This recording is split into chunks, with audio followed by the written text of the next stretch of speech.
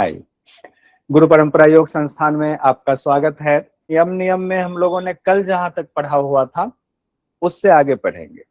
कल हम लोगों ने सिर्फ ये देखा था 5 यम 5 नियम सीक्वेंस में। उसके बाद हम लोगों ने देखा था यम नियम के पालन के दौरान वितर्क की स्थिति आती है, यानी कि उससे भटकाव की स्थिति आती है, और उस भटकाव की स्थिति का वर्णन किया गया था कि हिंसा आदि के जो भाव हैं उसी को वितर्क कहा गया। और वो वितर्क आते क्यों हैं, होता क्यों है, उसके लिए कहा गया था लोभ क्रोध मोह पूर्वका। लोभ क्रोध मोह पूर्वका ये कहा गया था। फिर कहा गया कि लोभ क्रोध मोह पूर्वका भी 3 अवस्था में होती है, मृदु मध्य और मध्य अधिमात्र अवस्था में होती है सबके अंदर। उसके बाद बात आई थी कि इसको कैसे खत्म करना है। तब बात आई थी कि प्रतिपक्ष भावना करनी है। जब हम ये सारी चीजें समझ लेते हैं, हमें पता चलता है कि ये गलत है, गलत चीजें हमारे सामने उपस्थित होंगी और हमारी साधना भंग होंगी, तब जो ऐसा भाव आता है उसी को प्रतिपक्ष भाव कहते हैं। यहां तक कल हम लोगों ने पढ़ लिया हुआ था प्रतिपक्ष भाव के लिए। अब इसको जो प्रतिपक्ष भाव है, इसमें एक और चीज है जो कल हम लोगों ने देखा था, कृतकारिता अनुमोदिता। ये भी कल हम लोगों ने देख लिया था कि हिंसा आदि का भाव जो है वो आते हैं तो क्या मन में होता है कि या तो हम खुद से ही किसी का नुकसान करें, किसी के द्वारा करवा दें, या कोई कर रहा है तो उसका हम समर्थन कर दें, उसी के लिए आया हुआ था। हाल है पातंजल योग सूत्र के अनुसार कृतकारिता अनुमोदिता संबंधित है, ऐसे सवाल पूछे गए थे। कृतकारिता अनुमोदिता संबंधित है। अब यहाँ ऑप्शन दिया गया है संयम से, दूसरा ऑप्शन है वितर्क से, तीसरा है महाव्रत से, चौथा है तर्क से। कृतकारिता अनुमोदिता संबंधित है, संयम से संबंधित है, वितर्क से संबंधित है। सभी लोग कह रहे हैं दूसरा वाला ऑप्शन, महाव्रत और तर्क से। तो दूसरा ऑप्शन सही है, वितर्क से संबंधित है, क्योंकि वितर्क भाव आता है तभी जो है कृतकारिता अनुमोदिता वाली चीजें सामने आती हैं। उसके बाद हम लोग आएंगे यम नियम की सिद्धि होने पर। जब आप अभ्यास कर रहे हैं, यम नियम की सिद्धि हो रही है, तो उससे क्या होता है। पहला है, यम का पहला है अहिंसा। अहिंसा के बारे में कहा गया है अहिंसा प्रतिष्ठायाम तत्सन्निधो वैर त्याग। ध्यान दीजिएगा, अहिंसा प्रतिष्ठायाम तत्सन्निधो वैर त्याग है, यानी अहिंसा जब सिद्ध हो जाए, अहिंसा का अभ्यास करते करते जब आप इसको सिद्ध कर लेते हैं, तब आपके सानिध्य में आए हुए सभी प्राणी वैर का त्याग कर देते हैं। यानी जिनकी सिद्धि हो रही उनके लिए बात हो रही है। अहिंसा की सिद्धि होने पर सानिध्य में आए हुए भी वैर का त्याग कर देते हैं। आपका तो वैर त्याग हो ही जाता है, आप तो अहिंसा आपने सिद्ध कर ही लिया है, लेकिन आपके पास कोई सानिध्य में आएगा। एक कहते हैं ना कि ऑरा ऐसा है कि उस ऑरा में जो पहुंचे तो उनके जैसा ही जो है वो भाव में एकदम विह्वल हो जाता है। तो जैसे मान लीजिए कि मेरी आपकी किसी की भी अहिंसा की सिद्धि हो जाए, तो हमारे पास जो भी आएंगे वो भी वैर का त्याग कर देंगे किसी के प्रति नहीं, उसका भी मन जो है, चित्त जो है वो शुद्ध हो जाएगा, ये कहा गया है। संकेत स्वरूप जो है तस्वीरें बहुत सारी हम लोग देखते हैं, जिसमें एक ही मान लीजिए आश्रम में बैठे हुए हैं और उसी आश्रम में जैसे मान लीजिए ये तस्वीर है आपके सामने, आश्रम में बैठे हुए हैं, एक सन्यासी हैं, उसके सामने सिंह भी है, उसके सामने बाघ भी है, और एक हिरन भी है, उसके सामने हिरन भी है। अब ये आपस में से क्या होता है, हिरन पर झपट पड़ता दोनों, लेकिन यहाँ पर दिख रहा है कि संत है, संत के सामने तीनों शांति से बैठे हुए हैं। इस तरह की तस्वीरें आम है हमारे सभ्यता संस्कृति में, इसकी चर्चा बहुत होती है। आइए आगे हम लोग बढ़ते हैं।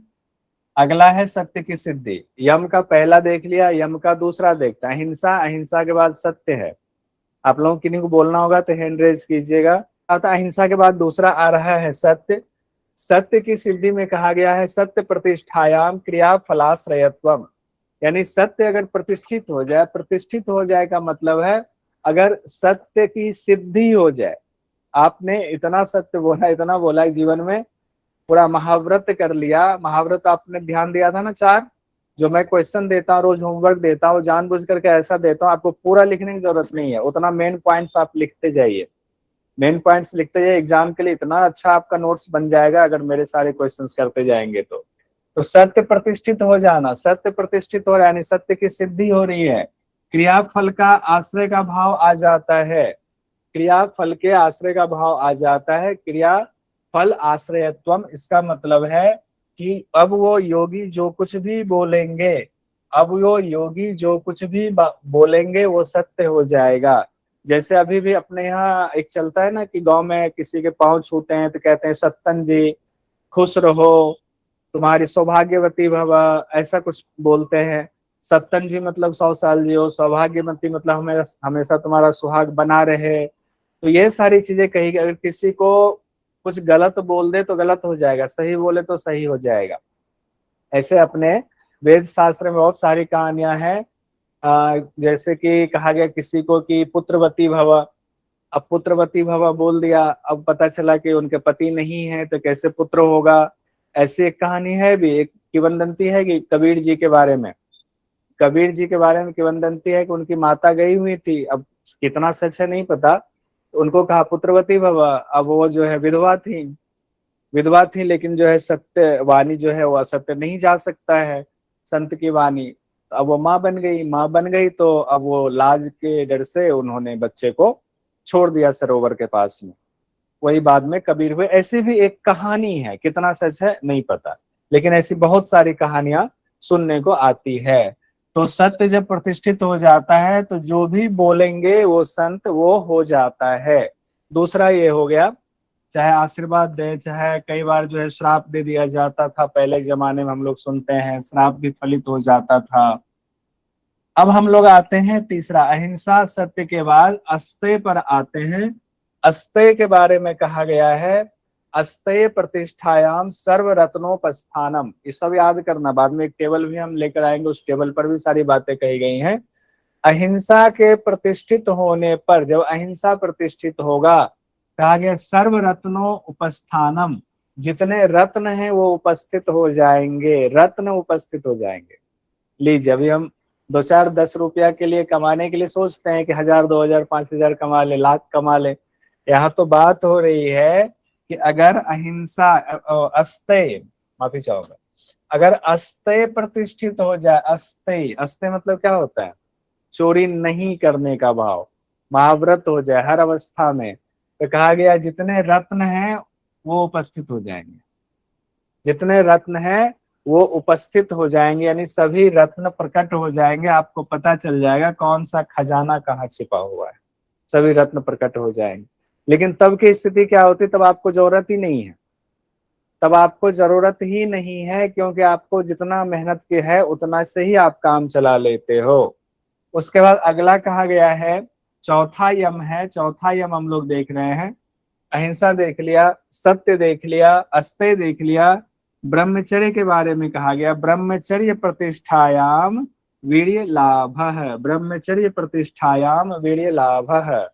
ब्रह्मचर्य जब सिद्ध हो जाता है, जब ब्रह्मचर्य प्रतिष्ठित हो जाता है, तब क्या होता है, कहा गया वीर्य लाभ होता है, यानी कि आपके अंदर पुरुषार्थ जागता है, यानी आपके अंदर वो शक्ति आ जाती है। वीर्य लाभ के लिए क्या होता है, अपूर्व शक्ति से जोड़ा गया, इसको कहा गया है आपके अंदर अपूर्व शक्ति आ जाती है, किससे, ब्रह्मचर्य प्रतिष्ठित होने से कहा गया है। अब एक साथ देख लेंगे, तब तक एक एक लाइन में देख लीजिए, परेशान होने की जरूरत नहीं है। और अंतिम है यम, पांचवा जो यम है उसके बारे में क्या कहा गया, पांचवा यम अगर सिद्ध हो जाए तो क्या होगा, कहा गया है अपरिग्रह स्थैर्य जन्म कथांत संबोध है। अब इसमें थोड़ा सा और आगे बात कही गई है, जन्म कथांत संबोध है, यानी कि आपके अपने ही बारे में, भूत का भी ज्ञान हो जाता है, पिछले जन्म का ज्ञान हो जाएगा, वर्तमान का तो पता है ही, पिछला भी ज्ञान हो जाएगा, पिछला ज्ञान हो जाएगा तो ये पता चल जाएगा ये जन्म इस घर में क्यों लिए हुए, हमारा प्रयोजन क्या है, कौन से पाप कर्म हुए थे जिसको भोग रहे हैं, फिर आगे की भी प्लानिंग आपकी अच्छी हो जाएगी। अब इसमें अपरिग्रह का मतलब अनावश्यक वस्तुओं का संग्रह नहीं करना, जितना जरूरत है उतना। अगर ये सिद्ध हो गया आपका, हर अवस्था में सिद्ध हो गया, तब के लिए कहा गया है पूर्व जन्म का ज्ञान हो जाता है। पूर्व जन्म का, जन्म कथांत संबोध है, पूर्व जन्म का ज्ञान हो जाता है। अब आइए व्यास भाष्य के मुताबिक कहा गया उस योगी को फिर भूत, वर्तमान और भविष्य, उसके मतलब अपने ही तीनों जन्मों की जानकारी हो जाती है। भूत की तो जानकारी हो ही जाती है, वर्तमान में तो उसको पता चल ही रहा है क्या है, और भविष्य उसका क्या होने वाला है, क्या करेगा तो क्या होगा अभी हम लोगों को पता नहीं चलता है। हमें भविष्य का पता नहीं चलता है कि वर्तमान में हम ये करेंगे तो हमारे साथ कुछ गलत होगा, हम सोचते हैं हम सब कुछ अच्छा ही कर रहे हैं, हमारे लिए सब अच्छा ही होगा, ऐसा नहीं है। भविष्य में अगर कोई फल ऐसा है जो बाद में वो फल देने वाला है, तो व्यास भाष्य में कहा गया है कि उसकी भी जानकारी उसको मिल जाती है, यानी अपने जन्म विषयक सारी जानकारी उसको पूरी तरीके से मिल जाती है। अब ये हो गया आपका यम। यम, पांचों यम हम लोगों ने देख लिया। अब इसको एक साथ देख लेते हैं ताकि याद हो जाए फटाफट, फिर हम लोग नियम पर आएंगे। देखिए यम और उसके फल। पहला है अहिंसा। अहिंसा के बारे में कहा गया है, अभी हम लोगों ने पढ़ा हुआ है। वैर त्याग है, पढ़ा हुआ था। पहला अहिंसा है, यम में क्या होता है, वैर त्याग हो जाता है सिद्धि होने पर। दूसरा है सत्य। सत्य से क्या होता है, क्रियाफल के आश्रय का भाव आ जाता है, नहीं जो बोलेंगे वो हो जाएगा, जो बोलेंगे हो जाएगा। तो अभी ये मत सोचिएगा कि अभी आप कुछ बोल देंगे तो हो जाएगा, अभी नहीं, उसके लिए तो इस स्थिति तक आना पड़ेगा। तीसरा है हमारा अस्तेय। तीसरा अस्तेय, सभी रत्न प्रकट हो जाते हैं, इसके लिए इस्तेमाल किया जाता है ये शब्द भी, छिपा खजाना भी मिल जाता है, ये भी कहा जाता है। चौथा है ब्रह्मचर्य। चौथा ब्रह्मचर्य, वीर्य लाभ कहा गया है, वीर्य लाभ अपूर्व शक्ति प्राप्त होती है। और पांचवा है अपरिग्रह। अपरिग्रह में कहा गया पूर्व कथांत वाला, तो ये पूर्व जन्म का ज्ञान हो जाता है। ये पांचों यम, जब मैं बोल रहा हूं तो आप भी पीछे पीछे बोलते रहिए, माइक बंद करके, माइक बंद करके, तो याद हो जाएगा। अब एक क्वेश्चन आपके स्क्रीन पर है, बहुत पहले क्वेश्चन ऐसे पूछे जाते थे, इतना आसान क्वेश्चन। सर्वरत्नोपस्थानम किसका परिणाम है? सर्वरत्नोपस्थानम किसका परिणाम है? अपरिग्रह, प्रत्याहार, सत्य और अस्तेय। देखो सर्वरत्नोपस्थानम है, उम्मीद है सभी लोग सही जवाब देंगे। चौथा चौथा चौथा सब लोग कह रहे हैं अस्तेय के बारे में, ठीक है, अस्तेय बिल्कुल सही है। रत्न उपस्थित हो रहा, अस्तेय से संबंधित है। अगले क्वेश्चन पर आते हैं। एक क्वेश्चन और है जो पूछा गया क्वेश्चन है आपके यूजीसी नेट में, योग सूत्र अनुसार किस अवस्था में स्थित होने पर पूर्व जन्म का ज्ञान होता है? देखिए पूर्व जन्म की बात हो रही है, तो अहिंसा, अस्तेय, अपरिग्रह, स्वाध्याय। अपरिग्रह, अपरिग्रह होगा तीसरा वाला, सभी उत्तर, हाँ बिल्कुल सही उत्तर मिल रहा है सभी लोगों का, अपरिग्रह। चलिए फिर इसमें रुकने की जरूरत नहीं है। कितने क्वेश्चन पूछे जा रहे हैं देखिए, जून 23 में क्वेश्चन पूछा गया। पातंजल योग सूत्र के अनुसार यम के परिणामों को क्रमबद्ध कीजिए। यम के परिणामों को क्रमबद्ध कीजिए, इसका क्या तात्पर्य हुआ? यम के परिणाम को, यम के परिणाम को सूचीबद्ध करें, इसका क्या तात्पर्य हुआ? इसका तात्पर्य हुआ जो पांचों यम है सीक्वेंस में, उसके परिणाम की चर्चा यहाँ दी गई है, हमें उसको सीक्वेंस में लगाना। तो पहले हमें जानना पड़ेगा, पहला है हमारा अहिंसा। अहिंसा का फल इसमें दिया है क्या, पहले हमें ये देखना पड़ेगा। सर्वरत्नोपस्थानम वीर्य लाभ, हाँ अहिंसा भी तो है, तो पहला अहिंसा वाला है, ये वैर त्याग जो है ये अहिंसा का फल है, अहिंसा का फल हो गया। दूसरा क्या है, अहिंसा के बाद सत्य। अहिंसा के बाद सत्य। सत्य में क्या कहा गया था, क्रिया फलाश्रयत्वम, ये दूसरा हो गया, ये सत्य का फल हो गया, ये सत्य का फल हो गया। तीसरा क्या था, अहिंसा सत्य अस्तेय। अस्तेय में कहा गया था तीसरा सर्वरत्नोपस्थानम, ये अस्तेय में कहा गया था, अस्तेय में। उसके बाद क्या है, तीसरे के बाद क्या होगा, ब्रह्मचर्य, चौथा वाला हो जाएगा ब्रह्मचर्य, वीर्य लाभ है। और फिर पांचवें नंबर पर है आपका जन्म कथांत संबोध है, पांचवें नंबर पर। तो अहिंसा, सत्य, अस्तेय, ब्रह्मचर्य और अपरिग्रह, तो ये हो गया आपका अपरिग्रह से संबंधित। अब इसका उत्तर आराम से आप दे सकते हैं। तो पहले हो गया ई, फिर हो गया डी। ई और डी किसमें है? ई डी तो इसमें भी, इसमें ई डी के बाद कौन सा है? E D A. E D, E D A किसमें है? E D A B C, ये वाला तीसरा वाला उत्तर सही होगा। इस तरह से जब हमें याद रहेगा तो आसानी से ये क्वेश्चन कंप्लीट हो जाएगा, कोई बहुत बड़ी बात नहीं है। आगे बढ़ेंगे हम लोग। अब नियम पर आते हैं। देखिए यम में जितना आसान था, नियम भी उतना ही आसान है याद करना, लेकिन नियम में एक ऐसा है शौच वाला जो थोड़ा मुश्किल है, क्योंकि शौच लंबा है, उसमें बहुत सारी सिद्धियां मिलती हैं। शौच की बहुत सारी सिद्धियां हैं, इसीलिए इसको याद करने में थोड़ी सी मुश्किल होगी। लेकिन क्या ही मुश्किल आप लोगों के लिए, आप लोग तो ये चुटकी में कर लोगे। आप लोग तो होमवर्क करने वाले लोग हो, फटाफट होमवर्क करते याद हो जाएगा, होमवर्क करते करते याद हो जाएगा। तो नियम में पहला नियम क्या होता है? शौच। शौच के बारे में कहा गया है, शौचात स्वांग जुगुप्सा परेर संसर्गः। शौच का जो है शुरुआत में, इसमें 40वें नंबर में जो फल बताया गया है उसमें देखिए दो बातें कही गई। 40वें नंबर में दो बातें कही गई हैं। साफ साफ आ रहा है ना? साफ साफ क्लियर ना आए तो बताइए। दो बातें कही गई है। कौन सी दो बात कही गई है? पहला कहा गया है स्वअंग जुगुप्सा और परेर संसर्गः। स्वअंग जुगुप्सा परेर संसर्गः। तो पहला वाला जो है वो ये है, पहला वाला अपने अंगों से भी आपको घृणा हो जाती है, अपने अंगों की सच्चाई का पता चलता है। फिर अपने अंगों में जो लगाव था, जो राग था, वो राग खत्म हो जाता है। अपने अंगों से राग खत्म हो जाता है, उसी को कहने के लिए आप कह लो घृणा हो जाता है। अपने अंगों से राग खत्म हो जाता है।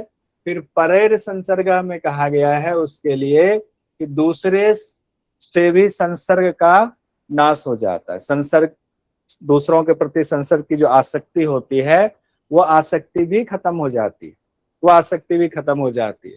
तो दो चीजें आ गई शौच में। कैसे होता है ये? होता कैसे है? होता ऐसे है कि सपोज कीजिए हमारी इतनी सिद्धि होने लगी शौच की शुद्धि के बारे में कि हमें पता चल गया अपने ही शरीर का कि शरीर तो प्रकृति का अंग है और शरीर हर वक्त जो है इससे गंदगी प्रोड्यूस होता रहता है।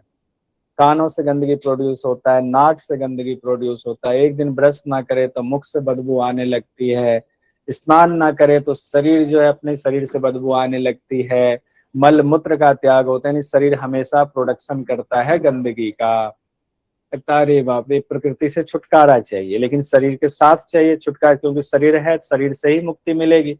तो शरीर से राग खत्म हो जाता है, पूरी तरह, पूरी तरह राग खत्म हो जाता है। जब शरीर से पूरी तरह राग खत्म हो जाता है, जब अपने ही शरीर से राग खत्म हो जाता है, तो दूसरों के शरीर के प्रति आकर्षण रहेगा? कभी नहीं रहेगा। अभी आकर्षण होता है, अभी हम लोग क्या आकर्षण होता है? किसी को हमने देखा बहुत सजा संवरा है, किसी ने बहुत अच्छा, तो उसके प्रति आकर्षण होता है। फलाने फिल्म स्टार इतने अच्छे हैं, इतना इतनी अच्छी बॉडी है, वो इतनी खूबसूरत है, या किसी की गाड़ी इतनी खूबसूरत है, मतलब सब चीजों के प्रति होता है। खैर अभी तो सिर्फ जो है शारीरिक बातें हो रही है। तो वो जब अपने से ही संसर्ग की आसक्ति, अपने से ही वैराग्य हो गया शरीर से, तो दूसरे के प्रति भी आसक्ति का, संसर्ग का अभाव हो जाता है। ये हो गया, आपकी दो बातें कही गई है शौच में। इसके बाद बात आ रहा है शौच में और भी बातें, इतना ही नहीं है, शौच में और भी बातें कही जा रही हैं। क्या कही जा रही है सो देखिए, यहाँ पर देखिए शौच की और भी बातें हम लोग यहाँ देखते हैं। सत्व शुद्धि सौमनस्य एकाग्र इंद्रिय जय आत्मदर्शन और योग्यत्वानि च। योग्यत्वानि च यानी कि इसमें क्या कहा जा रहा है? सत्व शुद्धि हो रही है, सत्व शुद्धि। दो ऊपर देख लिया, दो ऊपर देख लिया, अपने ही शरीर से वैराग्य, दूसरों से संसर्ग की आसक्ति का नाश, दो बातें ऊपर आई शौच में।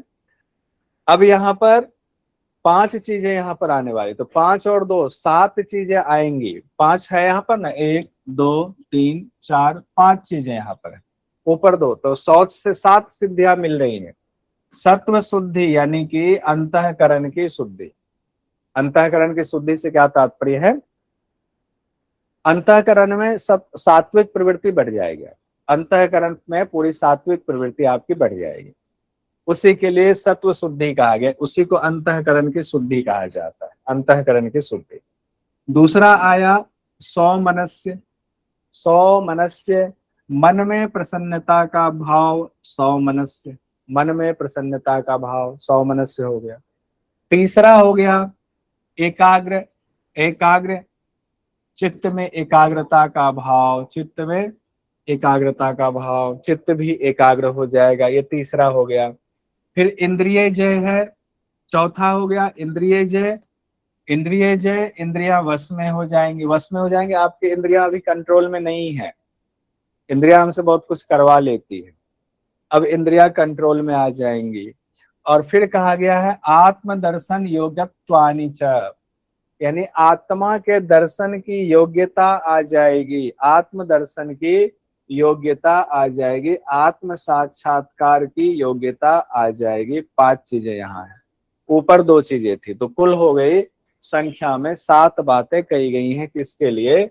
सिर्फ शौच, शौच में 7 सिद्धियां बताई गई। ये थोड़ा सा एग्जाम में इसको कैसे पूछा जाता है ध्यान रखिएगा, ये आपसे पूछा जाएगा सीक्वेंस में कि शौच की सिद्धि को, उसके फल को सीक्वेंस में लगाइए, तो यहाँ पर आपको दिक्कत हो सकती है।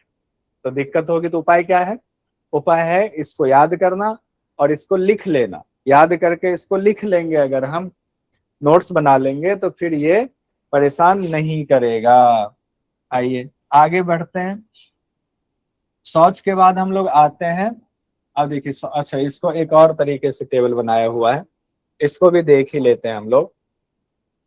शौच की शुद्धि का बाह्य फल, बाह्य फल यहाँ चर्चा हो रही, जो 2 हम लोगों ने देखा था, जिसमें था अपने ही अंगों से वैराग्य और दूसरे से भी संसर्ग की इच्छा का खत्म हो जाना। 2 तो ये हो गया हमारा, और 5 हम लोगों ने देखा था आंतरिक फल अभी देखा, सत्व शुद्धि, मन प्रसन्नता, चित्त एकाग्रता, इंद्रिय जय और आत्मा के प्रत्यक्षीकरण की योग्यता, ये हमने देख लिया। ठीक है, अब इससे आगे हम देखते हैं। 7 चीजें यहाँ पर हम लोगों ने देख ली। दूसरा क्या है? शौच के बाद संतोष। शौच के बाद संतोष कहा गया है। संतोषाद वाला थोड़ा आसान है, उत्तम सुख की प्राप्ति होती है, यही कहा गया है। अगला है काय इंद्रिय सिद्धि अशुद्धि क्षयात तपसः। तो नियम का तीसरा है शौच, संतोष, तप। अब तप की बात आ रही है, तप के बारे में कहा गया है। तप क्या है? तो कहा गया है कायेंद्रिय सिद्धि शुद्धि क्षयात तपसः, यानी कि शरीर और इंद्रिय से संबंधित। अब देखिए काय इंद्रिय 2 शब्द आया हुआ है, ध्यान दीजिएगा। 2 शब्द कौन सा आया हुआ है? काय और इंद्रिय। काय, काय मतलब होता है काया, मतलब शरीर। एक तो ये हो गया काय और इंद्रिय, काया और शरीर। हाँ लिख दे, काय इंद्रिय, काय मतलब हो गया शरीर, ये शरीर वाली बात होगी।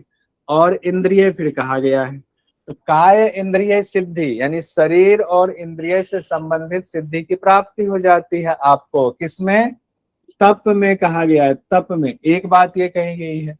दूसरी बात कही गई है अशुद्धि क्षया, अशुद्धियों का क्षय हो जाता है, अशुद्धियों का क्षय हो जाता है। आपके अंदर, आपके चित्त में कहीं भी कोई अशुद्धि है तो उसका नाश हो जाता है, उसका क्षय हो जाता है। तो अब ये ध्यान दीजिएगा, वैसे तो सब में एक एक फल ही बताया जा रहा है, 5 यम में एक एक फल बताया गया।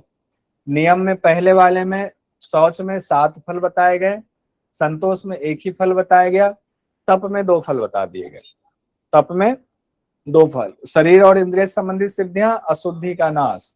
ये ध्यान देखिए, इसमें 2 बातें हो गई। ये आपको अपने से टेबल बनाना पड़ेगा, वैसे आपके नोट्स में तो सारा है, लेकिन अपने से टेबल बना के पढ़ने का मजा ही कुछ और है। जो लोग बना रहे हैं उम्मीद है वो बहुत खुश और प्रसन्न होंगे, जो नहीं बना रहे हैं तो अब वो ही जाने, फिर मैं क्या ही कमेंट करूंगा, अच्छा नहीं लगता। आप लोग तो बच्चे तो है नहीं, कमेंट करना ऐसा ठीक नहीं है, उनको व्यक्तिगत फोन पर मैसेज कर देंगे, अलग बात है। स्वाध्याय, स्वाध्याय इष्ट देवता संप्रयोग है। अब इसमें शौच, संतोष, तप, स्वाध्याय और ईश्वर प्रणिधान 5 चीजें हैं। स्वाध्याय और ईश्वर प्रणिधान। अब हम आते हैं स्वाध्याय पर। नियम, स्वाध्याय की सिद्धि होने पर इष्ट देवता के दर्शन हो जाते हैं। इष्ट देवता का साक्षात्कार होता है। किनका साक्षात्कार होता है? इष्ट देव का साक्षात्कार होता है, इष्ट देव का। और फिर पांचवा कहा गया, पांचवा जो नियम है उसमें कहा गया है समाधि सिद्धि, समाधि की सिद्धि होने पर ईश्वर प्रणिधानात, समाधि की सिद्धि होने पर ईश्वर प्रणिधानात, यानी कि समाधि की सिद्धि होने पर ईश्वर, माफी चाहूंगा, ईश्वर प्रणिधान पांचवा है और ईश्वर प्रणिधान से समाधि की सिद्धि होती है। ईश्वर प्रणिधान से समाधि की सिद्धि होती है। अब गड़बड़ कहाँ होती है वो देखिए, गड़बड़ कहाँ होती है। यहाँ पर दो चीजें ऐसी है जिसमें गड़बड़ होने की गुंजाइश पूरी है, ये दोनों में, स्वाध्याय और ईश्वर प्रणिधान में, स्वाध्याय और ईश्वर प्रणिधान में कैसे क्या गड़बड़ी होती है उसको अभी दिखाता हूं। यहाँ पर देखिए, अब यहाँ पर मान लिया हमने लिखा स्वाध्याय, यहाँ हमने लिखा स्वाध्याय और यहाँ लिखा ईश्वर प्रणिधान, ईश्वर प्रणिधान लिखा हमने। अब यहाँ इसका जो फल है सिद्धि होने पर ईश्वर प्रणिधान से ऐसा लगता है कि ईश्वर का साक्षात्कार होगा, ऐसा ब्रह्म की स्थिति ऐसी हो सकती है कि ईश्वर प्रणिधान से ईश्वर साक्षात्कार होगा। और स्वाध्याय चूंकि स से शुरू हो रहा है तो समाधि सिद्धि, ऐसा आपको भ्रम हो सकता है, ये भ्रम हो सकता है, ये गलती हो सकती है, गलती नहीं करनी है। इसको उल्टा कर दीजिए, इसको उल्टा कर दीजिए। स्वाध्याय से ईश्वर साक्षात्कार, अपने इष्ट का साक्षात्कार, अपने इष्ट का साक्षात्कार होगा स्वाध्याय से, और ईश्वर प्रणिधान से इससे समाधि की सिद्धि होगी। ये ध्यान रखिएगा, ये कंफ्यूजन की स्थिति होगी तो इसको हमें ध्यान रखना है, नोट कर लीजिएगा स्पेशल, और दिमाग में भी इसको बिठा लीजिए, इसको उल्टा कर देना है, ठीक है। हम लोगों ने ऊपर भी पढ़ा हुआ था ईश्वर प्रणिधान, समाधि पाद में भी ईश्वर प्रणिधान से समाधि की सिद्धि होती है, ईश्वर प्रणिधान से समाधि की सिद्धि। अब एक साथ हम लोग देखते हैं, नियम के फल को एक साथ देख लेते हैं। क्या एक साथ है? पहला है शौच। शौच में कितने बताए गए थे? 7 चीजें बताई गई थी शौच में। कितनी चीजें? 7 चीजें बताई गई थी शौच में। कौन कौन सी 7 चीजें? पहले तो खुद से, खुद के शरीर से आसक्ति खत्म, दूसरों से संसर्ग की आसक्ति का नाश, दूसरों से संसर्ग की आसक्ति का नाश, पहला दूसरा, ये दोनों हो गया बाह्य, दोनों बाह्य हो गया।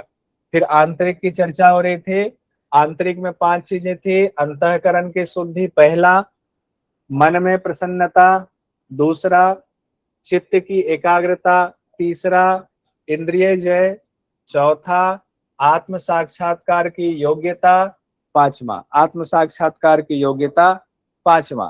तो ये 5 और 2 7 हो गए। किसमें? ये है शौच में, शौच की सिद्धि। शौच पहला नियम है। दूसरा नियम क्या है? संतोष। अपनी क्लास में एक संतोष भी है, संतोष जी आए हैं ना क्लास में, दिख तो रहे थे, संतोष भी है। संतोष जी होमवर्क नहीं आ रहा है, अलग से मैसेज करना पड़ेगा, इनविटेशन कार्ड छपवाए, बताइए।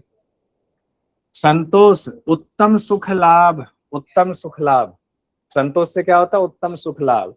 और तीसरा जो तप है, तप में हमने कहा था 2 चीजें होती है, हमने नहीं, महर्षि पतंजलि जी ने कहा है, 2 लाभ बताए गए तप में। क्या क्या? शरीर और इंद्रिय से संबंधित सिद्धियां। एक तो शरीर और इंद्रिय से संबंधित सिद्धियां, पहली बात। दूसरी बात, अशुद्धियों का नाश होता है, अशुद्धियों का नाश, इसमें 2 बातें बताई गई है। उसके बाद आते हैं, चौथा है हमारा स्वाध्याय। स्वाध्याय में फिर वही बात आई थी, अभी अलग से किया था, इष्ट देव का साक्षात्कार कहा गया स्वाध्याय में। और पांचवा जो हमारा आता है नियम में, वो है ईश्वर प्रणिधान। ईश्वर प्रणिधान से समाधि की सिद्धि होती है, ये हम लोगों ने समाधि पाद में भी पढ़ा हुआ है और यहाँ भी हम पढ़ रहे हैं। ईश्वर प्रणिधान से समाधि की सिद्धि होती है, ये देख लिया हम लोगों ने। कुछ क्वेश्चन देखते हैं, फिर क्वेश्चन देखते हुए हम आगे बढ़ते हैं तो ठीक रहेगा। चलिए, ये क्वेश्चन है दिसंबर 2018 का, थोड़ा पुराना क्वेश्चन है, ठीक है। क्वेश्चन में देखिए,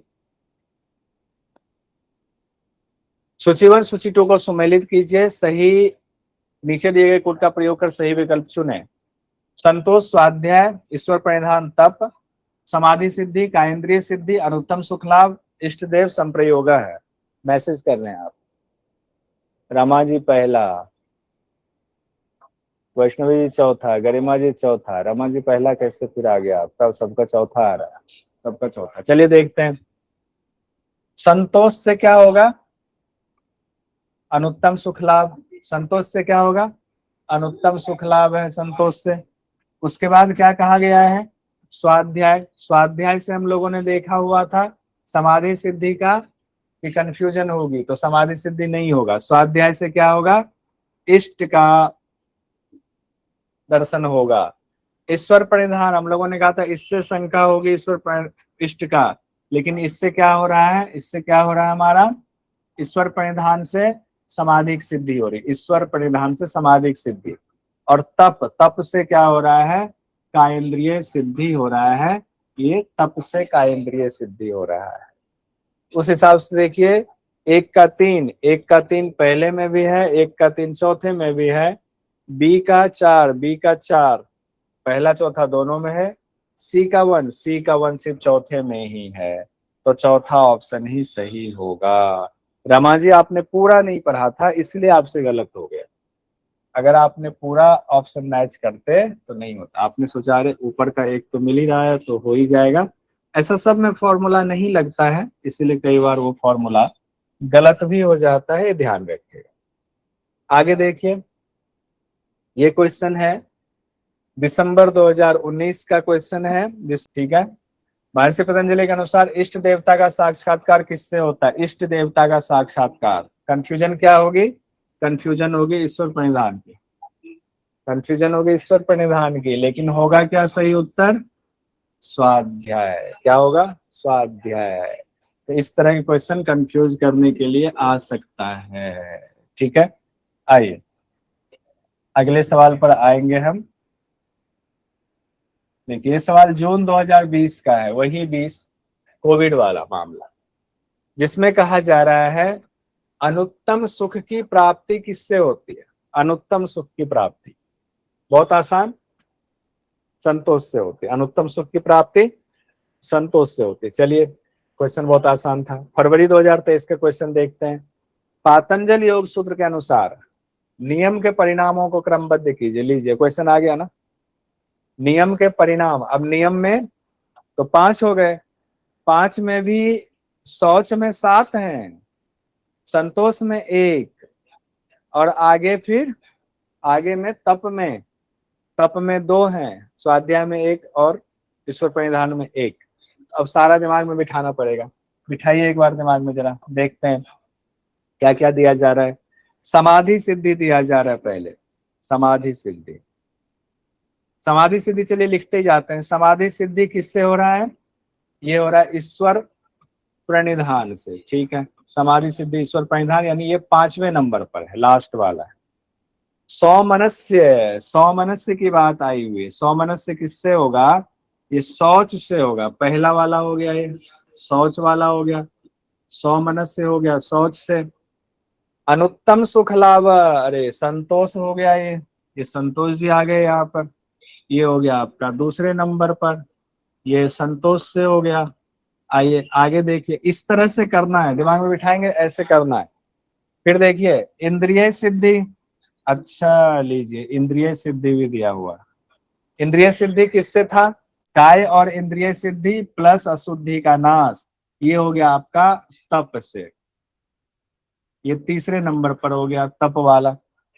इष्ट देवता संप्रयोग, ये इष्ट देवता की बात आई थी, हमने इसको अभी तो कई बार बात हो चुकी है इष्ट देवता की, तो शौच संतोष तप स्वाध्याय हो गया, स्वाध्याय ये चौथा नंबर वाला हो गया, स्वाध्याय, स्वाध्याय का हो गया, ठीक है। क्लियर है, ये फॉर्मूला बिठा लिया, क्लियर है। अब आप ही लोग बता दीजिए पहला, दूसरा, तीसरा, चौथा, 1 2 3 4 तो ऐसे ही आ रहा है।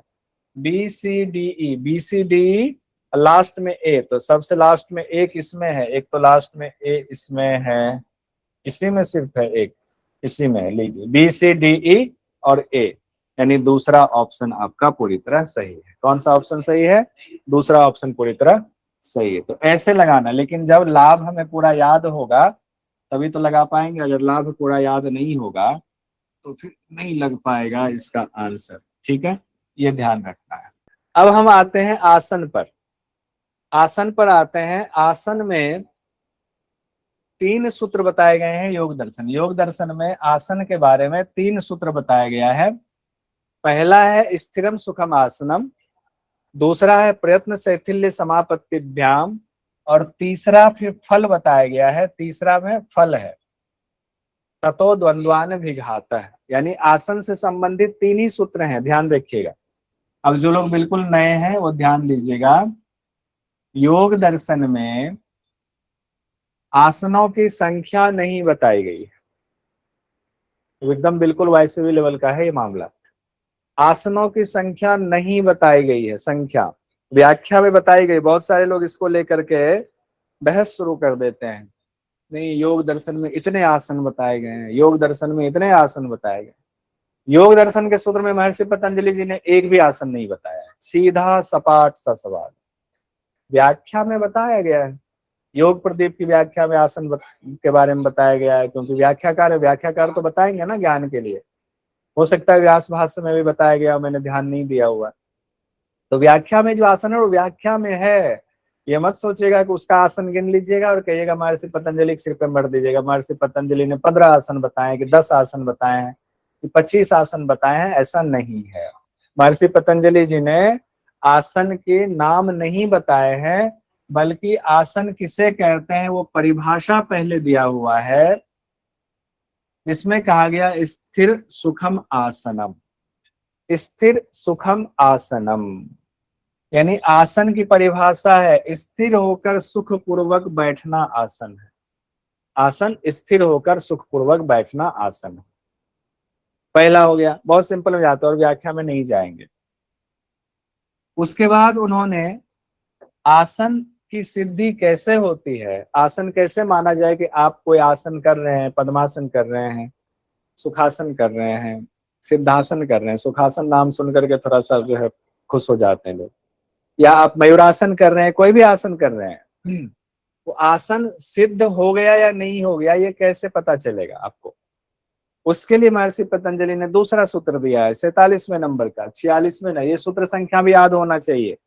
आसन में सूत्र संख्या 46, 47, 48 नोट कीजिए स्पेशल डायरी में अलग से इसको। 46वां, 47वां, 48वां स्पेशल डायरी में इसको नोट कीजिए। ये तीनों सूत्र संख्या आपको आना चाहिए, आपके डायरी में लिखा होना चाहिए। तो कैसे पता चलेगा कि आपका आसन सिद्ध हो गया?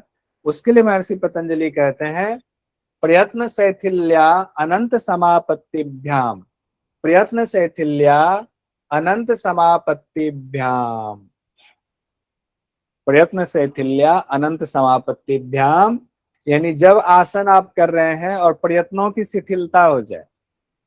अभी तो हम पद्मासन भी लगाते हैं ना, प्रयत्न करना पड़ता है। पद्मासन लगाने में भी प्रयत्न, हाथ से पकड़ के उठाते हैं, हालांकि सभी लोग नहीं, बहुत सारे लोग तो बिना हाथ से ही ऐसे सपोर्ट, बिना सपोर्ट के ही पद्मासन लगा लेते हैं, लेकिन बहुत सारे लोग सपोर्ट देना पड़ता है, हाथ से पकड़ के लगाते हैं, प्रयत्न करना पड़ता है।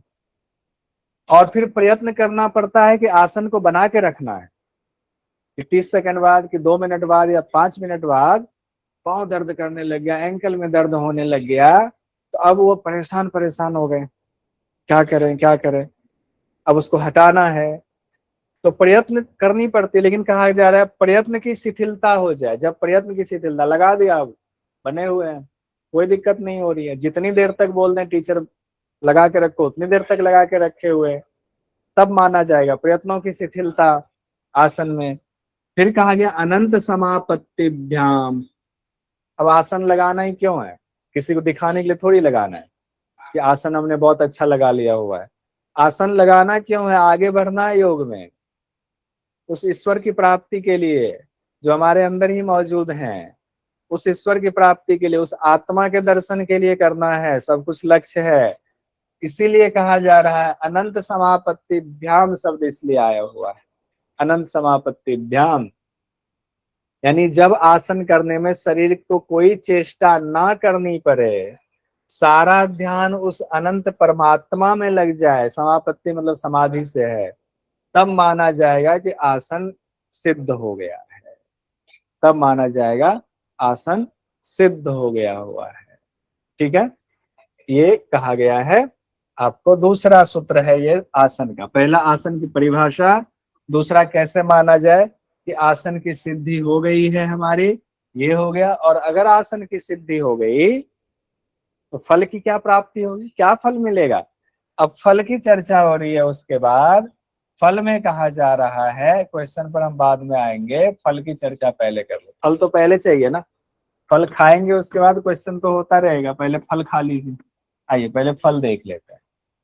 आसन के क्या फल बताए गए, ततो द्वंद्वान विघात है, ततो द्वंद्वान विघात है, ततो मतलब तब, यानी जब आसन सिद्ध हो गया तब, ऐसे ही नहीं बिना आसन सिद्ध हुए नहीं, जब आसन सिद्ध हो गया तब की बात हो रही है। ततो द्वंद्वान विघात, यानी द्वंद अनभिघातक, अभिघात मतलब पहले तो मान लीजिए कि कोई द्वंद अगर अभी आ जाए तो हमें परेशान करता, अभिघात करता मतलब हमें नुकसान पहुंचाता है। अनभिघाता मतलब जब द्वंद हमें नुकसान ही ना पहुंचाए।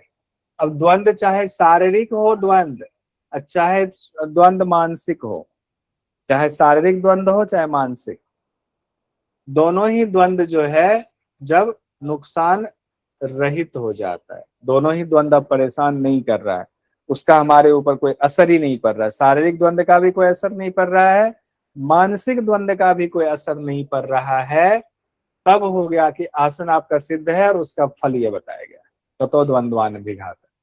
कई जगहों पर व्याख्या में ये कहा जाता है कि ना फिर आपको सर्दी लगती है ना फिर आपको गर्मी का एहसास होता है। सर्दी गर्मी किसमें लगती है, शरीर में लगती है, शरीर का ये द्वंद है, ये कहा गया। मन में आप दुखी नहीं होते हैं क्योंकि मन दुखी होता है, तो शरीर और मन दोनों का ही द्वंद का अभाव हो जाता है। एक तो ये कहा गया है। अब यहाँ आसन हमारा कंप्लीट हो गया, तो आसन का अलग से बना लीजिए, 3 सूत्र है, एक में परिभाषा, दूसरे में आसन कैसे सिद्ध हो रहा है ये बात कही गई है, तीसरे में आसन का फल बताया गया है। बहुत सिंपल सा है, कितना आसान है। कई लोग मुझे मैसेज कर रहे हैं कि सर जो है याद नहीं हो रहा है, बहुत फॉर्मूला सिंपल सा याद करने का, पढ़ना है एक बार यहाँ क्लास में पढ़ लिया, दूसरी बार वीडियो सुन लीजिए यूट्यूब पर डलने के बाद, तीसरी बार उसको लिखिए, जो होमवर्क दिया हुआ है प्रॉपर होमवर्क दे रहा हूं मैं सीक्वेंस में, और उसके बाद आंख बंद करके उसको मेमोराइज कीजिए कि हमने क्या पढ़ा, क्या हमने नोट्स बनाया। ये नहीं कि देख देख करके नोट्स बना लिया, नहीं, देख देख करके बनाने से नहीं। अब हम आते हैं प्राणायाम पर। यम देख लिया, नियम देख लिया, आसन देख लिया, चौथा हमारा है प्राणायाम। अष्टांग योग में चौथा अंग हमारा है प्राणायाम, जो बहुत ही महत्वपूर्ण अंग है प्राणायाम।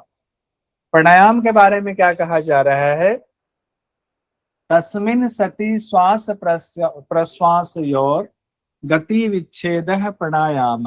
यहाँ भी पहले प्राणायाम की विशेष परिभाषा ही बताई गई।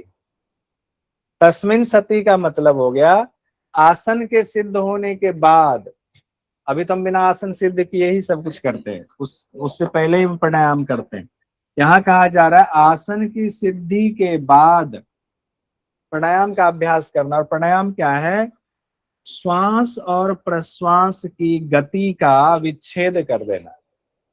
अभी श्वास प्रश्वास की गति का विच्छेद नहीं है, अभी श्वास प्रश्वास हमारे कंट्रोल में नहीं है, अभी श्वास आ रही है जा रही है, आ रही जा रही है। अब हमें लगता है कि हम श्वास ले रहे हैं, हम ले नहीं रहे, हम श्वास ले नहीं रहे, वो अपने आप ऑटोमेटिक चल रहा है, ऑटोमेटिक चल रहा है। और जब उसको हम कंट्रोल कर लेते, लेना और छोड़ना, श्वास श्वास लेना और श्वास छोड़ना प्रश्वास हो गया, तो लेने छोड़ने की गति को जब हम कंट्रोल कर लेते हैं कि हम जितनी देर तक चाहेंगे उतनी देर तक ही लेंगे, लेने का मन होगा लेंगे, नहीं लेने का मन हुआ नहीं लिया, हमने रोका, इतना हमने कंट्रोल कर लिया। या ले लिया तो हमने रोका हुआ है, छोड़ दिया तो रोका हुआ है। अपने हिसाब से कंट्रोल किया हुआ है। उसको कहा गया श्वास प्रश्वास की जो सामान्य गति है उसको हमने अपने हिसाब से रोक दिया। तो श्वास प्रश्वास की गति का जब हम विच्छेद कर देते हैं, सामान्य गति का विच्छेद करना मतलब अलग कर देना, तो उसी के लिए कहा गया है कि प्राणायाम है। अब ये होता कैसे, कोई तलवार से तो काट नहीं देंगे श्वास को। अच्छा, श्वास लिया, श्वास छोड़ा, अब कहाँ पर बीच में तलवार चला देते हैं, कट जाएगा, नाक ही कट जाएगा, नाक मत गड़बड़ हो जाए, शादी नहीं होगी जिनकी शादी नहीं हुई है। तो ऐसा मत कीजिएगा। गति विच्छेद करना मतलब अभ्यास के द्वारा करेंगे। गुरु को ढूंढिए, गुरु बताएंगे, वो अभ्यास बताएंगे गुरु उसको विच्छेद करने का। बंदर की तरह नाक ही कट गया, कट गया तो कट ही गया। चलिए, जिनकी शादी हो गई हमारे जैसे उनको तो कोई दिक्कत नहीं है, और जो नए नए लड़के हैं यहाँ पर उनके लिए दिक्कत होगी, तो वो गति विच्छेद ऐसे मत कीजिए। हम लोग तो हो गई शादी, अब क्या ही है, कोई दिक्कत नहीं। अब देखिए, एक सूत्र हमने देख लिया प्राणायाम का, पहले परिभाषा। प्राणायाम का दूसरा सूत्र अब हम लोग देखते हैं। प्राणायाम का दूसरा सूत्र देखते हैं, क्या है प्राणायाम का दूसरा सूत्र। प्राणायाम के दूसरे सूत्र में बताया गया है कि कितने प्रकार के प्राणायाम, प्रकार बताया गया, 3 प्रकार यहाँ बताया जा रहा है। फिर उसके बाद अगले सूत्र में एक प्रकार और बताया जाएगा, चतुर्थ है। तो पहले ही बता दे रहा हूं, बहुत सारे लोग क्या होता है वीडियो यहीं तक देखेंगे और यहाँ हमने बोल दिया प्राणायाम के 3 प्रकार बताए गए इस सूत्र में। अब वो आगे वीडियो देखा नहीं, नोट्स बनाया नहीं, अब वो दिमाग में बिठा लिया प्राणायाम के 3 ही प्रकार बताए गए योग दर्शन में, नहीं 4 हाँ ऐसा हुआ है, पढ़ाने के बावजूद भी लोग कहते हैं प्राणायाम कितने प्रकार बताया सर, 3 ही बताया था आपने, सर 3 ही बताया था। अरे आप थोड़ी देर और रुक जाते, पूरा देख लेते, सुन लेते। तो प्राणायाम के 4 प्रकार हैं, 3 प्रकार तो 50वें में बताया गया। बाह्य अभ्यंतर स्तंभ वृत्तिर देश काल संख्या भी परिदृष्टो दीर्घ सूक्ष्म है। पहले तक 3 नाम बताए गए हैं, बाह्य वृत्ति, फिर कहा गया है आभ्यंतर वृत्ति, फिर कहा गया स्तंभ वृत्ति। बाह्य वृत्ति, आभ्यंतर वृत्ति और स्तंभ वृत्ति, 3 प्रकार के तो प्राणायाम बताए। पहले तो 3 प्रकार के प्राणायाम की चर्चा है। फिर प्राणायाम के बारे में कहा गया है देश काल संख्या भी परिदृष्ट दीर्घ सूक्ष्म है। देश काल और संख्या, देश काल और संख्या, ये तीनों से देखा परखा हो, जो देश काल और संख्या से जाना हुआ हो, जाना हुआ, परिदृष्ट मतलब जाना हुआ। देश काल और संख्या, किस देश में कहाँ तक प्राण ले जा रहे हैं, कितने काल तक ले जा रहे हैं, संख्या कितनी संख्या तक ले जा रहे हैं, तीनों चीजों का, तीनों चीजों से पहले वो करना, परीक्षा करना है उसकी। और श्वास कैसा होना चाहिए, दीर्घ और सूक्ष्म होना चाहिए। दीर्घ और सूक्ष्म, दीर्घ मतलब लंबा, दीर्घ मतलब लंबा, सूक्ष्म मतलब धीरे धीरे, पतला, मतलब जैसे कि आप देखिए दीर्घ सूक्ष्म का बताता हूँ, श्वास लेकर के, जैसे एक श्वास हम लेते हैं, श्वास लेना देखिएगा, लंबा श्वास सपोज कीजिए ले लिया हमने, तो ये दीर्घ तो था लेकिन सूक्ष्म नहीं था। जैसे फिर से देखिए, अच्छा लंबा, खूब लंबा श्वास ले लिया हमने, लेकिन ये लंबा तो था, दीर्घ तो था, सूक्ष्म नहीं था। तो दीर्घ सूक्ष्म क्या होगा, तो दीर्घ लंबा भी और सूक्ष्म। अब देखिए जैसे दीर्घ सूक्ष्म दोनों करते, सब लोग प्रैक्टिस करके देख लीजिएगा आप धीरे धीरे।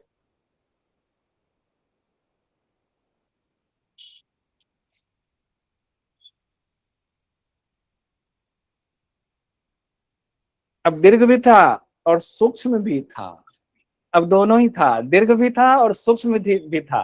नहीं तो ये नहीं लगे सब सारा श्वास आप ही ले लो, दीर्घ सारा श्वास आप ही लो, इतनी जल्दी लेने की क्या जरूरत, भगवान जी ने बहुत श्वास दिया हुआ, धीरे धीरे श्वास लेना चाहिए। नहीं तो भी हम लोगों ने पढ़ा है ना हठ प्रदीपिका में, नहीं तो नुकसान पहुंचाता है श्वास। अब बहुत सारे लोग ऐसे ही श्वास खींचते हैं जैसे कि कल आप श्वास ही नहीं लेंगे, आज ही सारा भर लेंगे ऑक्सीजन, अपने घर ले जाएंगे।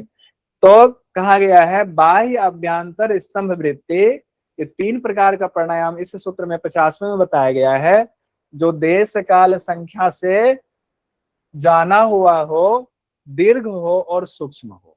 अब आइए, पहला कहा गया है बाह्य वृत्ति। बाह्य वृत्ति सब जानते हैं, बाह्य कुंभक, बाह्य कुंभक मतलब बाहर श्वास निकाला और रोक दिया, बाह्य कुंभक। बाह्य कुंभक ज्यादा मुश्किल होता है, आंतरिक कुंभक आप ज्यादा देर तक लगा लोगे, बाह्य कुंभक ज्यादा देर तक नहीं लगता, लेकिन अभ्यास करने वाला लगा लेते हैं। क्यों, क्योंकि हम लेना जानते हैं ना, छोड़ना जानते नहीं। छोड़ के रोकना कैसे? किसी को दिया तो तुरंत लेना है, ठीक है। तो बाह्य कुंभक जल्दी नहीं लगता है ज्यादा। लेकिन बाह्य वृत्ति, आराम आराम से एंजॉय करते हुए पढ़िए। बाह्य वृत्ति, बाहर श्वास को निकाला और रोक दिया, बाह्य कुंभक हो गया। आभ्यंतर वृत्ति, आभ्यंतर, आभ्यंतर मतलब अंदर ले लिया फिर रोका श्वास को, आभ्यंतर वृत्ति हो गया। लेकर के किसी कर्जा लेते हैं, जल्दी देते नहीं है, ये होता है। मेरा बहुत सारे लोगों ने ले लिया, जल्दी अब दे ही नहीं रहा है।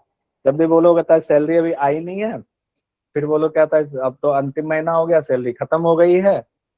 अब मैं सोचता हूँ पता नहीं 2-3 साल से तुम्हारा महीना ही पूरा नहीं होता है, खत्म नहीं होता है। ठीक है, कोई बात नहीं। अब आइए, तीसरा है स्तंभ वृत्ति। स्तंभ वृत्ति होता है जहां है वहीं श्वास रोक देना, ना बाहर ना अंदर, जहां है वहीं रोक देना। अभी तो वह अंदर जैसे पूरा भर के रोकना, पूरा छोड़ के रोकना, ये मैंने जल्दी किया समझाने के लिए, समय कम लगे। धीरे धीरे करना, दीर्घ सूक्ष्म होना चाहिए। एक हुआ स्टेचू, जहां है वहीं रुक जा, रुक जाओ, स्तंभ, और वहीं रुक गए। तो श्वास बाहर है कि अंदर है, क्या कुछ नहीं, स्तंभित हो गए, उसको स्तंभ वृत्ति कहा गया। स्टेचू स्टेचू खेलते हैं ना बच्चे लोग, वही। 3 प्राणायाम यहाँ बताया जा रहा है। अब परीक्षा की दृष्टि से देश काल संख्या भी परिदृष्टा, ये जरूर याद रखिएगा परीक्षा की दृष्टि से। दीर्घ सूक्ष्म ये भी याद रखिएगा, और ये सीक्वेंस में याद रखिएगा, नहीं तो मामला गड़बड़ हो जाएगा। होमवर्क में मैं ये दे दूंगा, ठीक है। अब हम 49वां 50वां सूत्र हमने देख लिया प्राणायाम से संबंधित। अब हम 51वां सूत्र देखेंगे। 51वां सूत्र देखेंगे, 51वां, देश काल संख्या से जाना हुआ। अब देखिए, अरे आइए, 51वां है हमारा, जिसमें चौथा प्राणायाम बताया है महर्षि पतंजलि जी ने, जिसमें है बाह्य आभ्यंतर विषयाक्षेपी चतुर्थ। बाह्य आभ्यंतर विषयाक्षेपी चतुर्थ है, यानी चौथा प्राणायाम। अब जो यहाँ तक वीडियो देख लिया है, अब वो कहेगा कि वो 4 प्राणायाम होता है। जिन्होंने ऊपर तक ही देखे हो कहेगा 3 ही प्राणायाम पढ़ाया। बाह्य आभ्यंतर विषय आक्षेपी चतुर्थ है, चतुर्थ वाले में सब कुछ मिक्स है, या कहे कि कुछ भी मिक्स नहीं है, दोनों ही बातें, समझ समझ का फेर है। बाह्य आभ्यंतर विषयाक्षेपी, श्वास बाहर है कि अंदर है इसका भी भान नहीं है, और विषयाक्षेपी यानी कि विषय, विषय पर भी का भी त्याग है। अभी क्या है, अभी हमें विषय वगैरह सब ध्यान है, देश कहाँ तक जा रहा है, कितने काल तक कर रहे हैं, कितनी संख्या तक कर रहे हैं, उस पर ध्यान ले जाना है। श्वास दीर्घ है कि श्वास सूक्ष्म है, ये सारे विषय हमारे मन में, बाहर है कि अंदर है, सारी चीजें। लेकिन अभ्यास करते करते करते जब यहाँ पहुंचते हैं, यानी एक अवस्था ऐसी होती है कि श्वास अंदर है कि बाहर है। वैसे तो स्तंभ वृत्ति में भी है, लेकिन स्तंभ वृत्ति में देश काल संख्या भी है, ध्यान रखिएगा। स्तंभ वृत्ति में देश काल संख्या भी परिदृष्टो दीर्घ सूक्ष्म है, यहाँ नहीं है। उसी अवस्था को जब विषय भी अब कोई नहीं रहे, शून्य अवस्था में एकदम आ गए, बाह्य है कि अंदर है कुछ भी नहीं, वो चौथा प्राणायाम कहा गया है। बाहर भीतर के विषयों का त्याग कर देने से जो होने वाला प्राणायाम है, वही चौथा प्राणायाम है। ये 4 प्रकार प्राणायाम के बताए गए हैं। उसके बाद आते हैं फल पर। अब प्राणायाम के फल, प्राणायाम के 2 फल बताए गए। प्राणायाम कितने फल? 2 फल, 52वां और 53वां। क्या कहा गया है? ततः क्षीयते प्रकाश आवरणम, ततः क्षीयते प्रकाश आवरणम, यानी जब प्राणायाम की सिद्धि हो जाए तब कहा गया है प्रकाश पर परा हुआ आवरण क्षीण हो जाता है। प्रकाश पर परा हुआ आवरण क्षीण हो जाता है। सिंपल भाषा में कहते प्रकाश का आवरण क्षीण हो जाता है, यानी आपके अंदर जो प्रकाश है, ये प्रकाश निकल रहा है, इसके ऊपर आवरण पड़ा हुआ है, गंदगी का आवरण पड़ा हुआ है, चित्त अशुद्धि का आवरण पड़ा हुआ है, ये आवरण खत्म, ये आवरण खत्म हो गया। ठीक है, तत्क्षीयते प्रकाश आवरणम, आपकी सात्विक प्रवृत्ति बढ़ जाएगी। सत्व के ऊपर जो आवरण पड़ा हुआ वो आवरण खत्म हो जाएगा। तो उसी के लिए कहा गया है ततः क्षीयते प्रकाश आवरणम, पहला फल हो गया। दूसरा फल कहा जा रहा है धारणासु च योग्यता मनसः, धारणासु च योग्यता मनसः, मन धारणा के योग्य हो जाता है, दूसरा फल है। यानी कि अब मन की एलिजिबिलिटी, हिंदी में अहर्ता कहते हैं, इंग्लिश में एलिजिबिलिटी कहते हैं। आपका मन यानी आपका चित्त एलिजिबल हो गया हुआ है धारणा के लिए। अब आप धारणा कर सकते हैं, धारणा के लिए एलिजिबल हो गया हुआ है आपका चित्त। अब यहाँ पर एक दो बात हमें बता दीजिए, एक दो बात बता दीजिए। चलिए यहाँ लिखते हैं मैसेज में कीजिएगा। प्राणायाम सूत्र संख्या कौन कौन सा आया, कितना आया? 49वां, 50वां, 51वां, 52वां और 53वां। क्या आया? 49 से 53 तक। यानी कितने सूत्र हो गए? 5 सूत्र हो गए आपके प्राणायाम से संबंधित। प्राणायाम से संबंधित कितने सूत्र है? 5 हो गए सूत्र। ये भी कहां से कहां तक है ये ध्यान रखिएगा। इसका एक अलग से वन लाइनर बना लीजिएगा, मैं अभी होमवर्क में दे दूंगा। ठीक है, सभी लोग दे रहे हैं। हाँ, 49वें से 53वें तक दे रहे हैं।